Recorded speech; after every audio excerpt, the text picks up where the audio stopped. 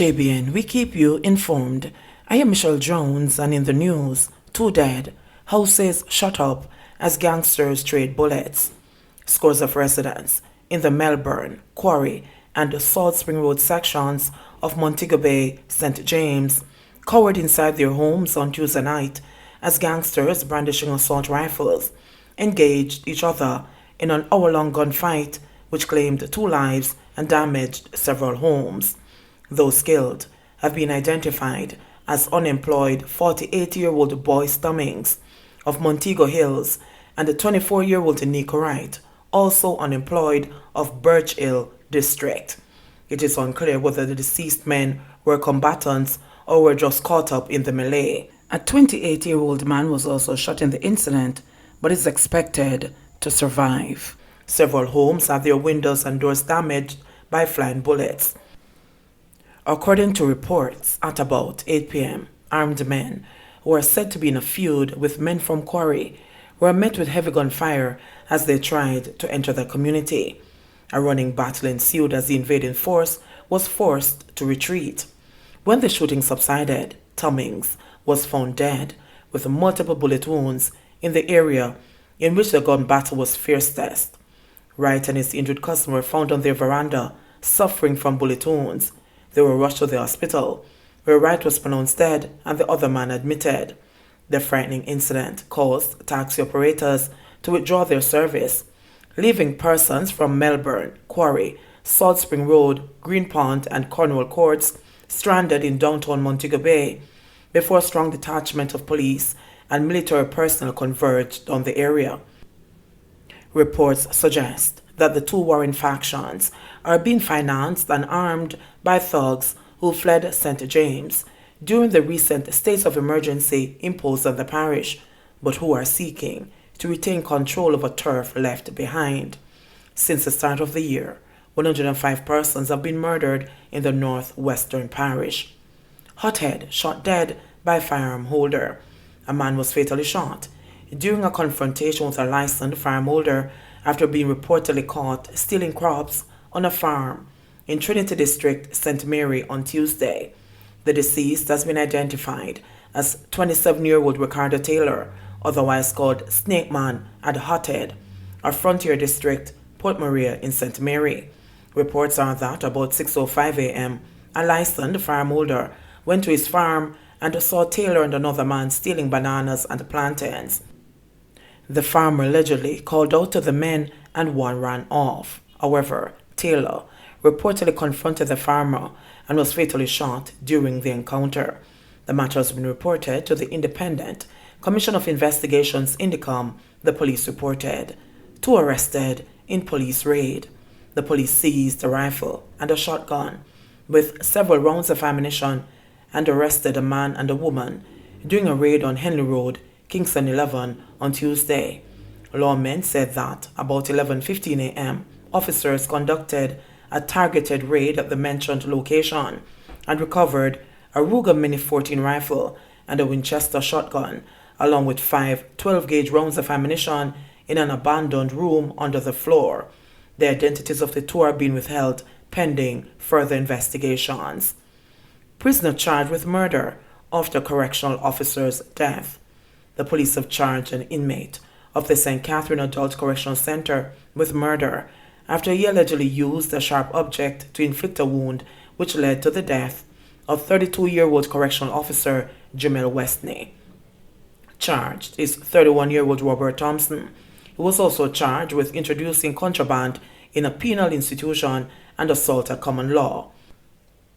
Reports are that about 9:15 a.m. on Friday, November 13, Westney and other correctional officers were attending to prisoners when Thompson allegedly used a sharp object to inflict a wound to Westney's back.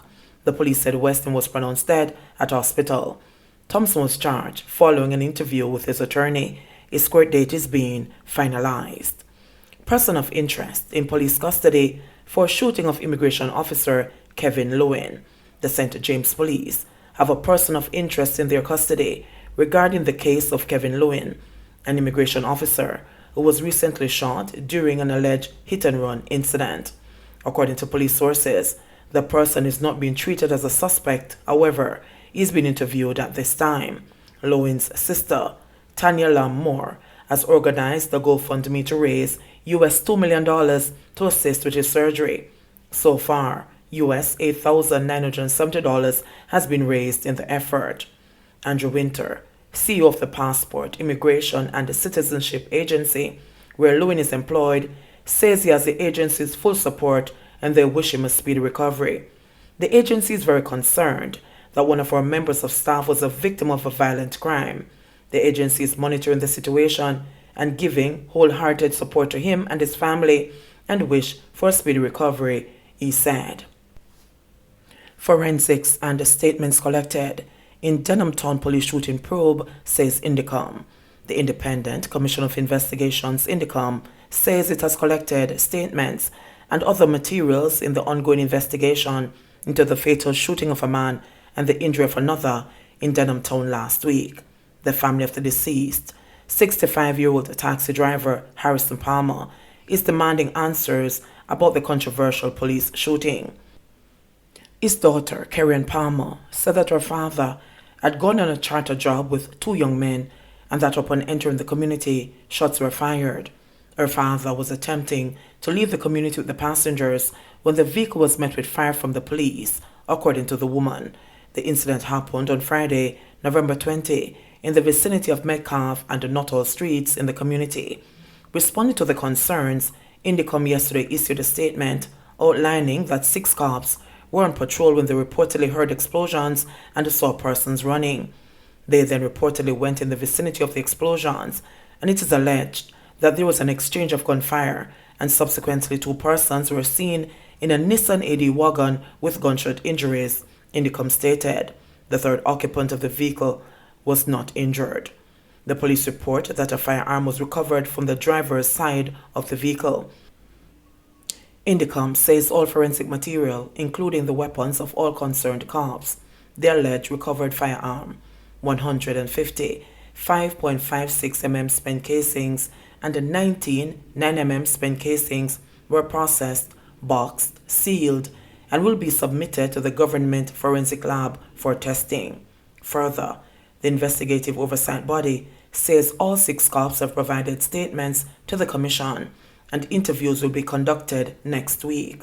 The commission also says it has received initial accounts from both the non-injured witness and the recovering witness who remain stable in hospital. Additionally, Jamaica Defense Force soldiers who were in the vicinity of the incident have also been asked to provide statements. Indicom says it has been in contact with the family of the injured passenger and also a son of the deceased, who it says is a serving member of the police force. The commission says it aims to provide timely updates to all family members and will continue to do so, and is urging their assistance in providing information if and when it becomes available to them. Man wins appeal on error made by trial judge.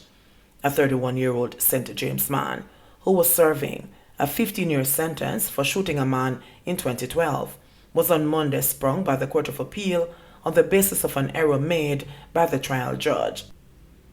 Michael Tomlinson, who was charged with illegal possession of a firearm and wounding with intent, was convicted in the Montego Bay gun court in April 2014 for the shooting which resulted in injury to a man in Niagara District, St. James. However, the appeal court overturned the sentence and conviction after Tomlinson's attorney, Kamar Robinson, successfully argued that the conviction was unsafe because of errors made by the judge at the trial. According to Robinson, the judge made an error in the summation and misquoted the evidence. Gun court matters are tried by a judge alone. The Court of Appeal, in acquitting Tomlinson, agreed that the judge had heard. Tomlinson, a father of 3, at the time maintained that he was innocent, stating that he was not even in the community at the time of the shooting. He also insisted that there must have been some mistake which led to him being fingered. The matter was heard by Justice Patrick Brooks, Justice Jennifer Straw, and Justice Nicole Foster Pusey. 53 new COVID-19 cases, 1 death. The total number of COVID-19 cases in Jamaica rose to to 10,541 after 53 new cases were recorded over the last 24 hours. The country's death toll also increased to 248 following the death of a 75-year-old man from St. James. According to the Ministry of Health and Wellness, of the newly reported cases, there were 25 males and 28 females with ages ranging from 5 to 87 years. The cases were recorded in Kingston and St. Andrew 21, St. Anne 8, St. Catherine 8, Trelawney 5, Manchester 5, St. Elizabeth 2, Clarendon 1, Westmoreland 1, St. James 1, and St. Thomas 1. The country also recorded 98 recoveries, bringing the total number of recoveries to 5,721. Fewer children reported missing, says Williams. There has been a 37% reduction in the number of reports of missing children, Minister of Education and Youth Favour Williams has said. Between January and June, 545 children were reported missing when compared to the 868 reported missing over a similar period last year. Girls account for approximately 80% of the number of reported missing children. Williams, who was speaking in the House of Representatives, said the novel coronavirus pandemic has inadvertently contributed to the reduction in the figure. She said as at June, 417 of the children reported missing have been accounted for, while 124 remain missing. There have been reports of children found dead after being reported missing, Williams noted. A recent profit for the 37.2% reduction is that our children are at home as we live through this pandemic. Many of our children are reported missing when they are away from their homes or on our roads, said Williams. She said as the government contemplates the resumption of face-to-face classes, ways must be considered to protect children as they travel from home to school and back. It would be a travesty if we simply allow these numbers to begin climbing as more of our children return to school. These figures suggest to us at least one major missing element. Greater supervision is needed of our children as they make their way to school and back, said Williams. She suggested that a formal school bus system would help to reduce instances in which children go missing, but noted that resource constraints have put that necessity out of government's reach. At the same time, she said that the ministry has made provisions for 250 select schools to engage eligible transport operators to provide scheduled service for more than 7,500 students in rural communities who are unable to attend school because of transportation costs or because they travel along routes that are not adequately serviced by the public transportation system. She announced that the Education Ministry is currently reworking the program to cater to schools that are resuming face-to-face classes. JBN, we keep you informed. Please remember, subscribe, like, share, leave us a comment, and click the notification bell to receive our daily news items.